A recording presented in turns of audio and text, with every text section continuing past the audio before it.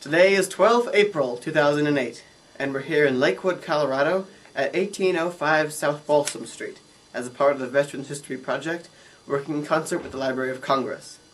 My name is Alex Johnson. I will be conducting this interview today. My mother, Michelle Johnson, will be the operating camera woman, and today the veteran we're going to be interviewing is Lieutenant Colonel Janet Bachmeyer. So can you tell me a little bit about where you were born? Where? Yes. Cincinnati, Ohio. Mm-hmm. I was born at Christ Hospital and then moved when Mother was released from there to the Cincinnati General Hospital, where my father was, they called him superintendent in those days. And I had my first 12 years at the Cincinnati General. I have two older brothers, and we all lived there on the grounds. And Mother died when I was 12 years old. So I had over a year with 3 men in the family. And then Dad remarried. And shortly after that, we moved to Chicago, Illinois. Mm-hmm. And he was the director of clinics of University of Chicago. And he was a pretty busy man, because there were Billings Hospital and then Bob's Roberts, which was a pediatric section, and Lying-in Hospital, which was OB-GYN. And then after, how much of this do you want? Just a bit about growing up and everything. Oh, okay. And I went to University High School there. And then went to Rockford College for 2 years, and I always said I wanted to be a nurse. And then my grades weren't too well, and Dad too good. And Dad said, well, enough of your time and my money, what do you want to do? And I said I wanted to go into nursing.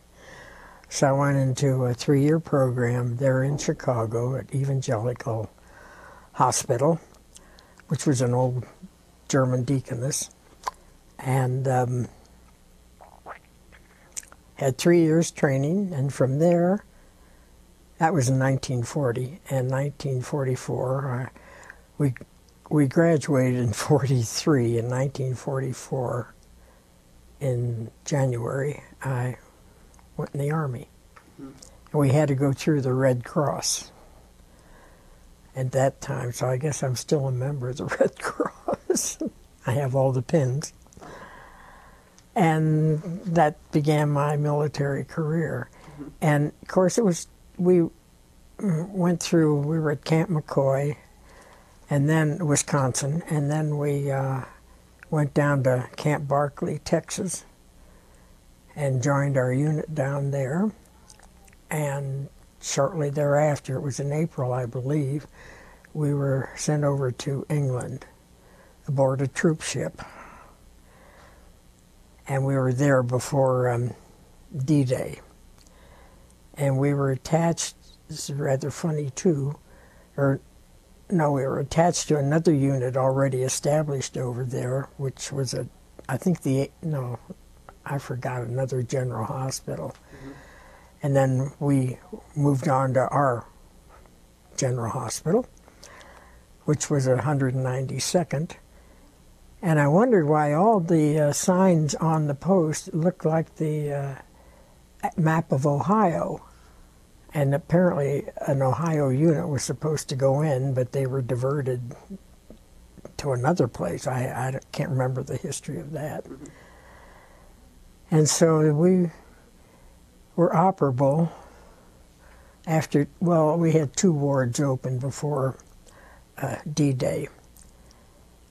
One medical and one surgical. And we just took care of accident cases, etc. And then D-Day occurred on June 6th, and we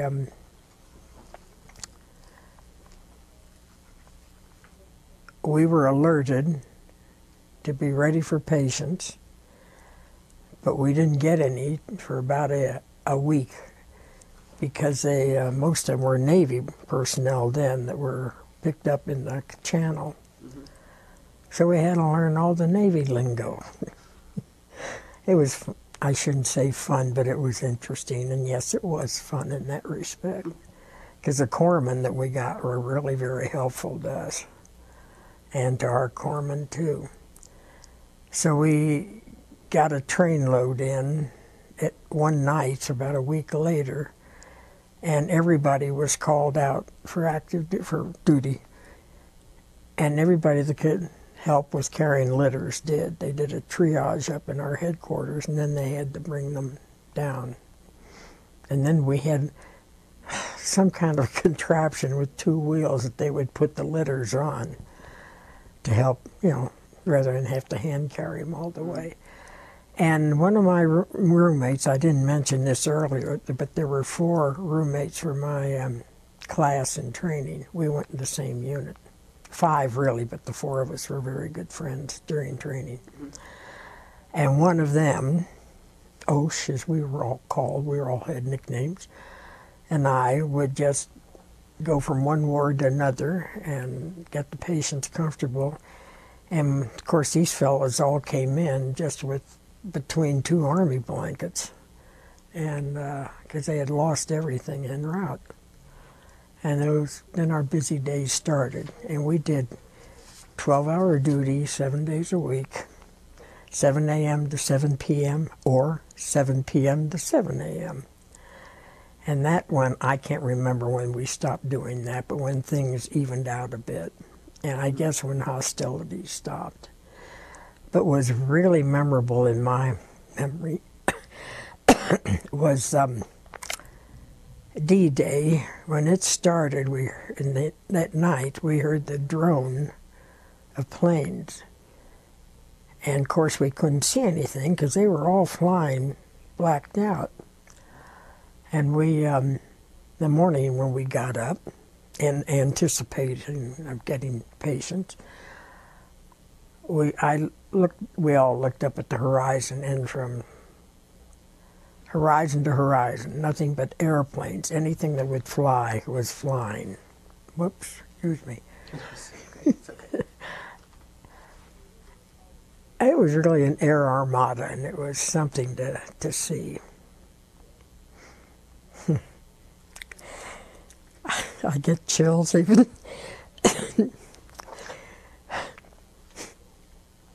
Sorry. It's okay. But from then on, we were quite busy. And then eventually we got to doing, I think it was 3 shifts a day. At night, you had our wards, I should say that too, were 30-bed wards. And then they added, we went over to a 1,000-bed hospital, and then they added 500 beds, which made us a 1,500-bed hospital, only these were beds in tents between the wards. And at night, when you were on night duty, on the 7 to 7 shift, well, from then on too, you carried maybe 2 or 3 wards with all those patients. Of course, we had corpsmen also. And it got to the point where we finally could have time to go into London, and that's where we didn't receive any bombs in our area. Right.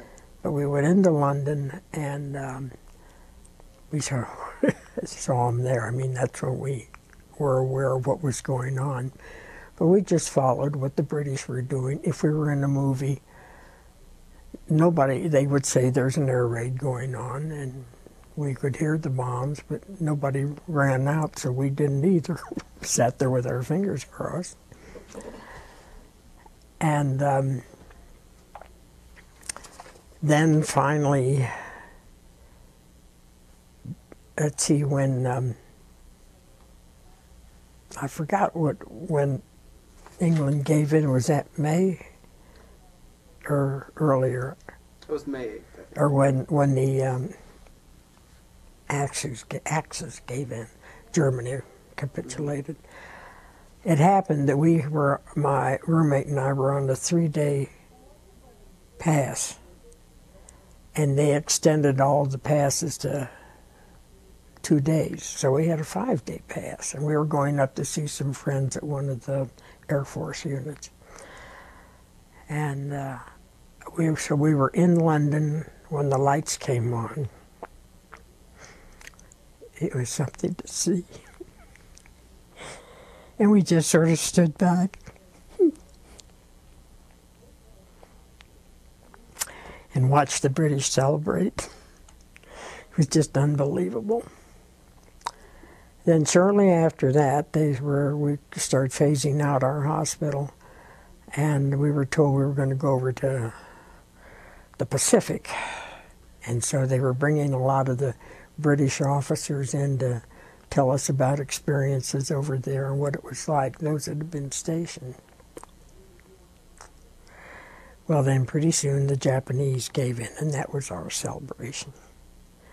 And it lasted, woke us up, and we got in a Jeep. Well, I think the Jeep was holding more than 4 at that time.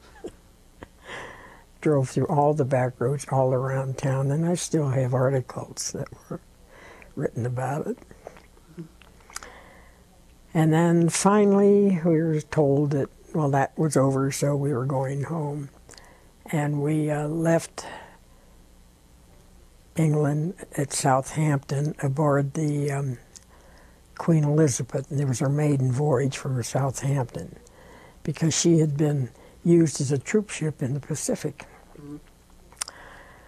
And then the captain of that ship going over wanted to break a record. So I forget how long it took us, but not as long as going over. Because going over, we zigzagged all over the Atlantic. And welcomed by the Statue of Liberty and all the crowds. And we had, I can remember Cab Calloway was at the place where we docked, and all his orchestra, and then there were other bands around. And so I believe we went to Camp Kilmer again, and finally on another troop train back to Chicago. Went up through Canada, and at that time there was apparently a great drought because there were no falls at all going over. We went up on the Canadian side and finally got home. And then we had to have so many points to get out, and they had to figure it all out, so we were given leave, 30 days or so to go home and stuff. And then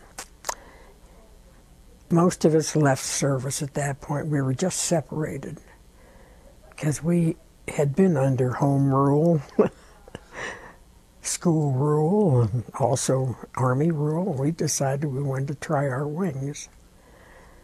So I got out, or separated, and then went out to San Francisco, lived out there for 8 years. And then the Korean War came along, and it took me a while to make up my mind to get back on active duty, which I did. And I'm very thankful I did, because I really liked the military.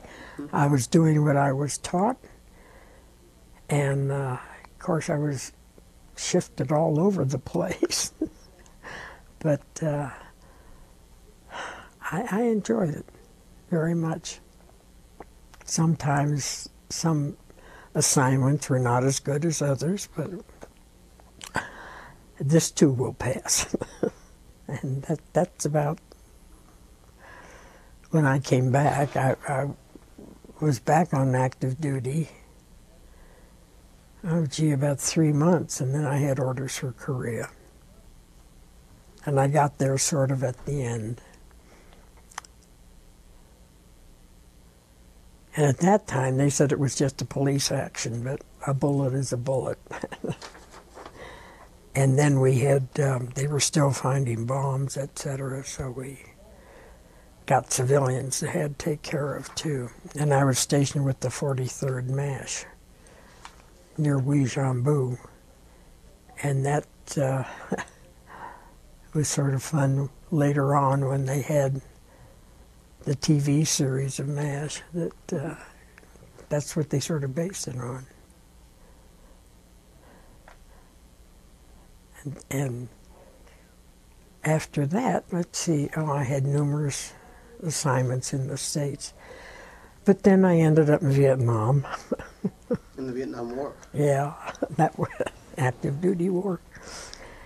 And it was my first experience as a chief nurse, and I didn't know what I was doing. I did what I could.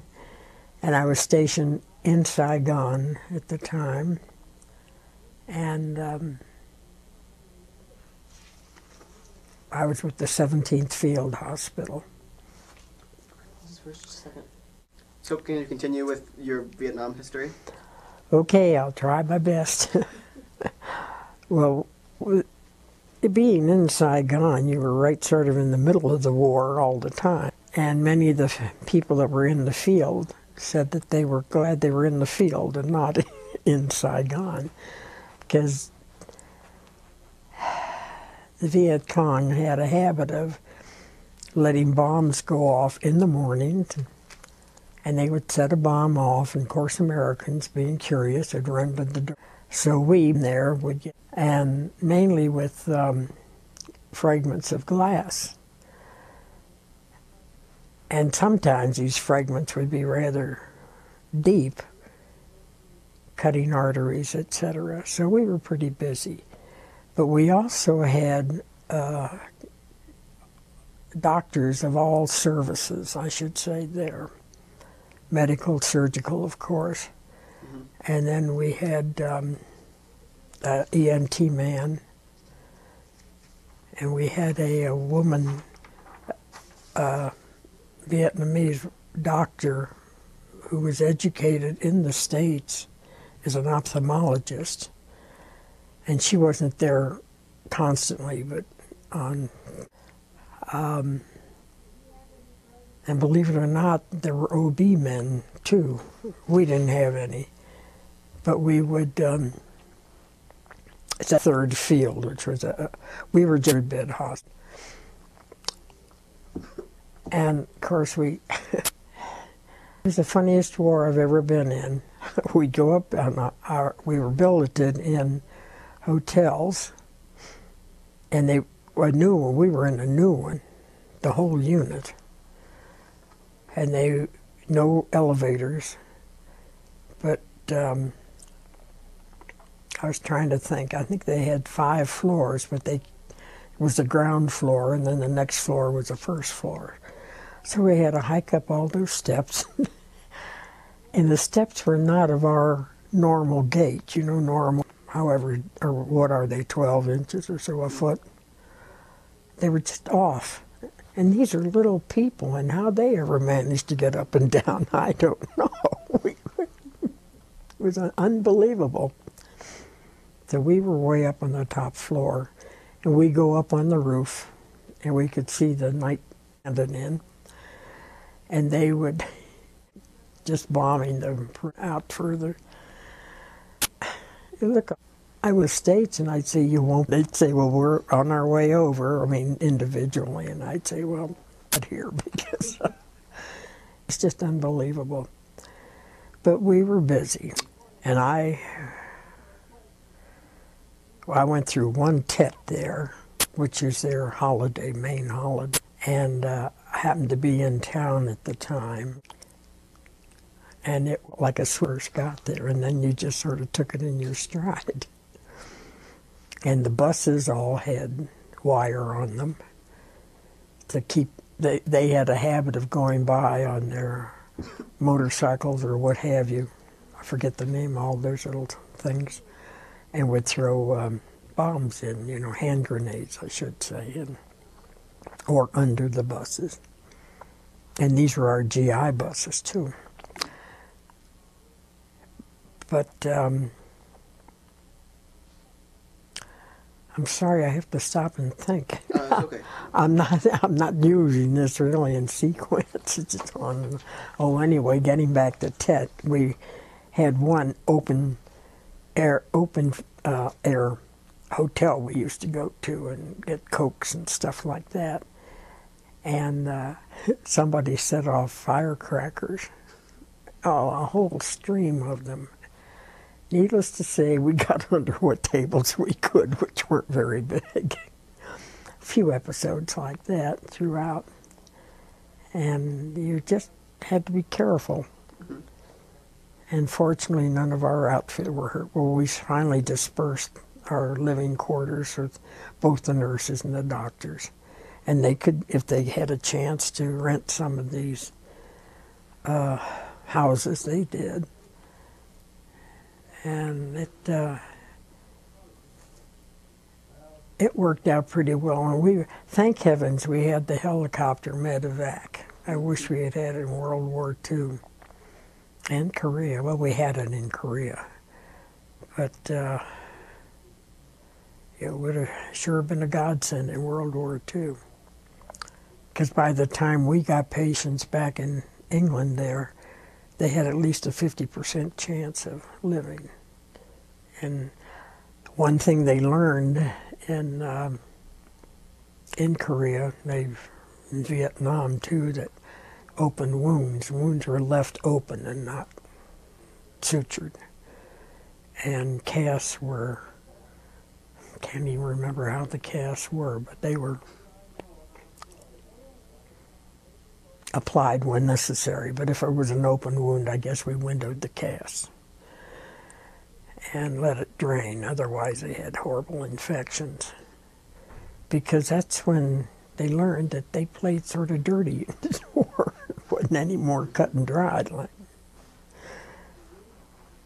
So, I was trying to think. Oh, they moved all our headquarters for the medical headquarters out to with this road out to Long Bend, and the road was closed at night because you never knew who they would.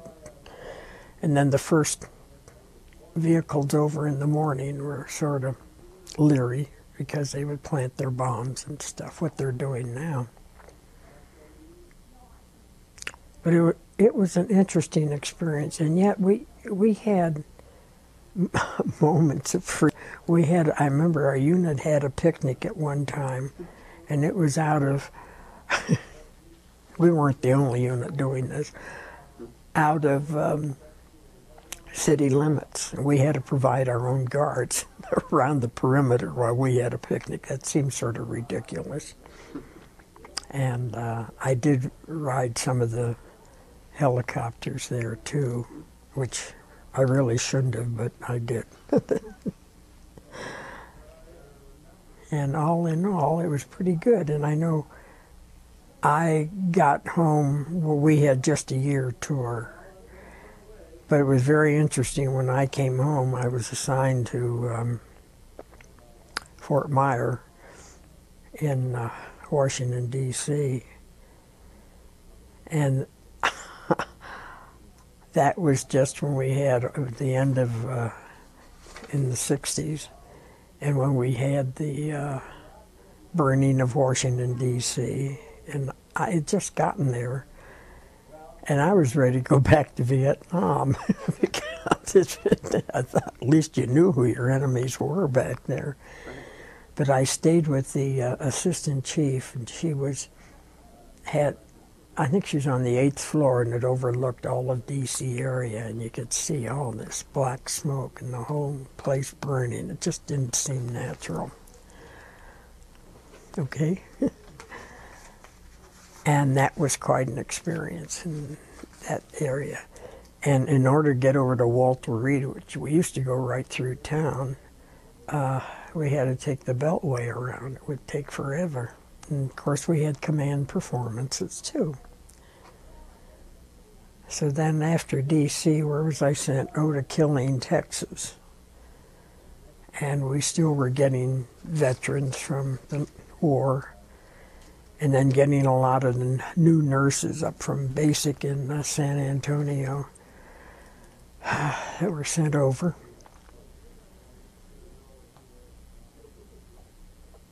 And from there, I guess I went back to Germany again. It seemed to me I was bouncing all over the place. And I was stationed in Nuremberg at that point. And that was interesting, too, to see where history had been made. Mm-hmm. With all the, we were, gosh, what were we? I forget, 130th General Hospital. And we were stationed near where the Nuremberg trials were held. And they still had the 2 prisoners there, as I understand. Hess was one of them, mm-hmm. And I forget who the other one was. Anyway, so it was still operable, but we didn't go over. I didn't anyway. And after, of course, unfortunately, then we were having a lot of drug problems because it was pretty prevalent in the 60s. And I have just Tom Brokaw's book on the 60s. Because he, I think, is a tremendous writer. Mm-hmm. And at present, I'm reading one of his other ones just called Remembrances, which I read about World War II again and about in the midst of Japanese, too, Japan. But then when I came back and then retired at Fort Meade, Maryland. So it was an interesting life, and I really enjoyed it. I was doing what the Army taught me to do, and yet I was not one to do a lot of sightseeing because Dad was quite a book collector, and we got National Geographic, and we were brought up on those. And he had them bound too, but I can remember one time, I guess I was in grade school for a scrapbook. I cut one up, and oh boy. That did not go over too well. But I had a nice scrapbook anyway. And, in England, when we could, we would go into London and see some of the sights there, but I thought, gee, I've already been here. London really took a beating, though, mm-hmm. Because the buildings they built were built to stay, but they were just shells. It was just terrible. And then, of course, seeing some of the areas in Nuremberg. Well, I had one station in Bremerhaven, and that it was during peacetime too. And but it was funny how different the northern part of Germany was to the southern part. And I was fortunate enough to meet some Germans, and especially one couple. Ida spoke very good English, and she was a seamstress, and she sort of passed down along the way, and she had sewn for the Army, American Army, when they were there. And her husband, it was her second husband, she said she divorced her first husband because he was a Nazi, and she just couldn't stand bringing his work home. I'll put it that way. But she married Ludwig then, and he was a prisoner of war in France. And he drove for Hitler's army, transportation. So I went on a 2-week leave with them, and I had a wonderful time. They spoke German, and Ida would Ludwig didn't. But Ludwig and I could understand each other pretty well when we stopped and had wine at different places. It was, those things are, sort of major, Dave. Mm-hmm. And that's about it. Can we pause that for a minute?